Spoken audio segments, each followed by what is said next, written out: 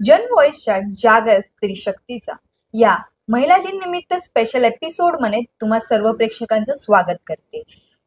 अनेक क्षेत्रात पाहायला गेलो तर महिला आघाडीवरती येऊन आपले नाव रोशन करतायत। तर अशाच काही महिलांचा आपण ह्या सप्ताहात मुलाखती घेणार आहोत। तर आजच्या एपिसोड मध्ये आपल्या सोबत आहेत कॉन्ट्रॅक्टर क्षेत्रातील एक नामवंत महिला उज्ज्वला गालांडे मॅम। तर सर्वप्रथम तुम्हाला महिला दिनाच्या खूप खूप शुभेच्छा मॅम। आताच्या टाइमला अनेक क्षेत्रात महिला आघाडीवरती येऊन काम करतायत।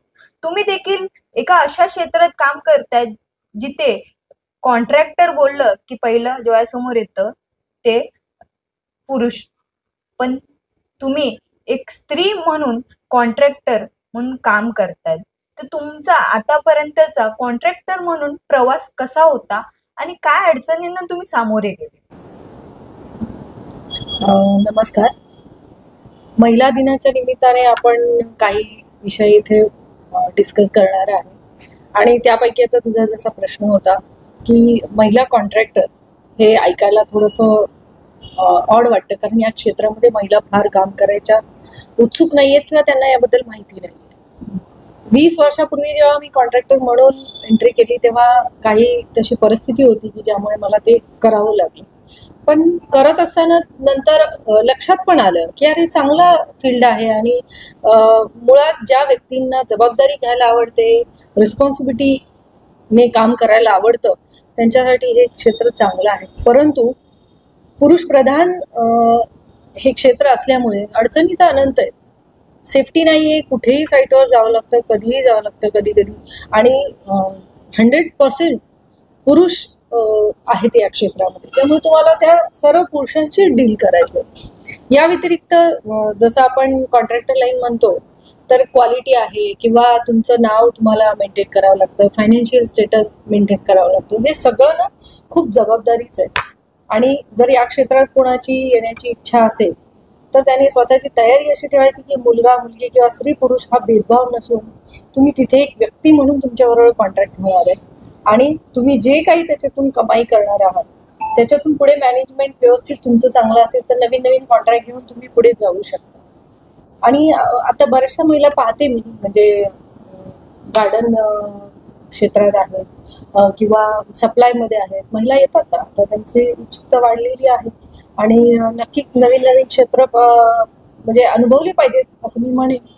आणि जेव्हा मी सुरुवात केली तेव्हा म्हणजे त्यानंतर आता 20 वर्षांमध्ये बरेच बदल घडलेले आहेत। मुली खूप सक्षमतेने बाहेर वावरताना दिसतात आपल्याला आणि काय म्हणतो आपण फायनान्स आणि हे सगळं थोडंसं एज्युकेशनचाही भाग पडतो की आपण सुरुवातीपासून जर इंटरेस्ट घेऊन त्यात शिकलात तर फायनान्स कसा वापरायचा, कसा फिरवायचा आणि मॅनेजमेंट कसं करायचं, जर थोडंसं नॉलेज ठेवलं, अभ्यास केला तर नक्की तुम्ही या क्षेत्रात यशस्वी होऊ शकता। सध्या महिला सक्षमीकरणासाठी अनेक योजना काढल्या जात आहेत, पण सध्याच्या ज्या घटना घडतायत त्याच्यामध्ये तुम्हाला काय वाटतं? महिला सक्षमीकरणासाठी योजना इम्पॉर्टंट आहेत, महिला सुरक्षित राहण्यासाठी योजना काढल्या पाहिजे? दोन वेगवेगळे विषय आहेत। एक तर महिला सक्षमीकरण आहे, ते अर्थसहाय्य आणि ती स्वतःच्या पायावर उभी राहावी हा एक भाग आहे। सेफ्टी किंवा संरक्षण हा दुसरा भाग आहे।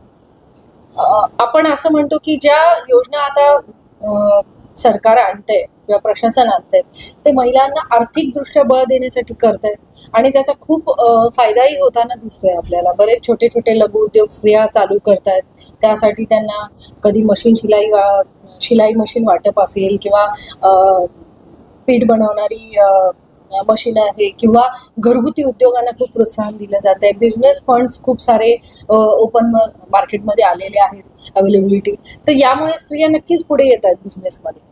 आता हा जो गव्हर्नमेंटचा जो किंवा प्रशासनाचा जो भाग आहे तो खूपच चांगला आणि पॉझिटिव्ह आहे आणि स्त्रियांनी त्याचा नक्की फायदा घेतला पाहिजे। संरक्षणाच्या बाबतीत म्हणाल तर आपल्याकडे एवढी लोकसंख्या आहे आणि त्या काय म्हणतो कम्पॅरेटिव्हली आपल्याकडे जी काही संरक्षणाची यंत्रणा आहे तर प्रत्येक स्त्रीला संरक्षण इंडिव्हिज्युअली देणं शक्य नाहीये, तर घरातून सुद्धा अशा पद्धतीचे प्रशिक्षण प्रत्येक मुलीला दिलं गेलं पाहिजे की ती स्वतःचं संरक्षण करू शकते, जेणेकरून या यंत्रणेवर येणारा जो भार आहे किंवा तो कमी होऊ शकतो। या व्यतिरिक्त रात्री अपराधी इकडे तिकडे फिरणं असेल किंवा जेव्हा आपण आपल्या घरातल्या लोकांव्यतिरिक्त कोणाबरोबर आहोत तेव्हा काय काळजी घेतली पाहिजे. आज मीडिया इतकं ऍक्टिव्ह आहे, तर त्या मीडियाचा चांगलाही उपयोग आहे आणि वाईटही आहे. तुम्ही नको त्या व्यक्तींच्या संपर्कात आला तर ते कोणी अडवू शकत नाही त्या गोष्टीला. तर तुमचंही काम आहे ना की तुम्ही त्या मीडियाच्या माध्यमातून कोणाच्या संपर्कात येत असाल तर तुम्ही किती काळजी घेतली पाहिजे. तुमचं स्वतःचं काही नुकसान होणार नाही याची तुम्ही काळजी घेणं खूप गरजेचं आहे. सायबर क्राईम इतका वाढलेला आहे आणि आता लोकांच्या घरोघरी फोन आहेत आणि प्रत्येक माणसाच्या हातात फोन आहे आणि प्रत्येक स्त्री, प्रत्येक पुरुष, प्रत्येक लहान मूल त्याच्यात अडकलेला आहे. तर हा प्रशासनाचा जितकी जबाबदारी आहे की स्त्री संरक्षण वाढवलं पाहिजे किंवा ट्रेनमध्ये आहे, बसमध्ये आहे, कुठे रस्त्यावरती फिरत असताना पण आजकाल बऱ्याच साखळी चोर येतात किंवा अतिप्रसंग घडत आहेत. त्याच्यावर कंट्रोल मिळवण्यासाठी यंत्रणा ऑलरेडी काम करते. पण आपलं पण नैतिक जबाबदारी आहे की आपण ज्या भागामध्ये वावरतो आहोत तिथे आपली माहिती नसेल, नवख्या जागेमध्ये आपण प्रवास करत असू तर आपली काळजी आपण स्वतः घेतली पाहिजे. मॅम, तुमचं हे जे कॉन्ट्रॅक्टरचं फील्ड आहे तिथे तुम्ही दररोज वेगवेगळ्या माइंडसेटच्या लोकांना भेटतात.